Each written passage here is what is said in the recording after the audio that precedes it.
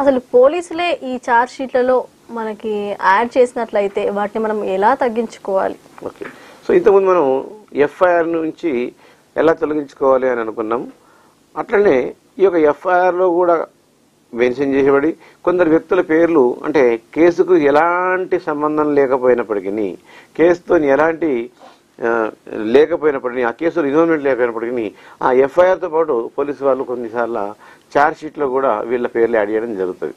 అప్పుడు ఛార్జ్ షీట్లో యాడ్ చేసినా కానీ కోర్టులో నుంచి మనము ఎఫ్ఐఆర్లో యాడ్ చేసినప్పుడు కానీ మనం ఛార్జ్ షీట్లో నుంచి కూడా పేరు తొలగించాలంటే దీనికి కూడా ఒకటే ఒక మార్గము, దట్ ఈస్ క్వాష్ పిటిషన్.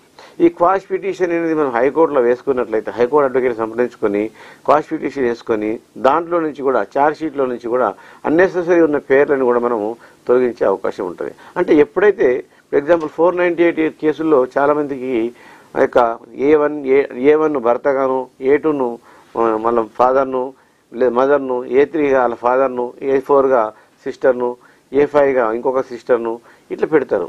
పెట్టినప్పుడు వాళ్ళ పేర్లందరూ ఛార్జ్ షీట్లు చేస్తారు. కానీ వాళ్ళ ఫాదర్ మదర్ అనేది ఎక్కువ ఏజ్ 70 years ఎబో ఏజ్ ఉంది. యాక్చువల్గా వాళ్ళ కొడుకు కోడలు ఉన్న ప్రాంతంలో ఈ యొక్క వాళ్ళు లేరు.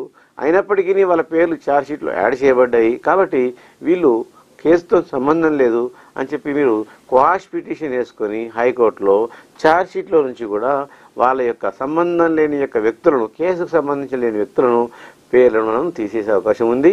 ఇలాంటి వాటికి మీరు హైకోర్టు సంప్రదించి, హైకోర్టు యొక్క అడ్వకేట్ సంప్రదించి మీరు ఎట్టి పరిస్థితుల్లో కూడా తెలుసుకోవచ్చండి.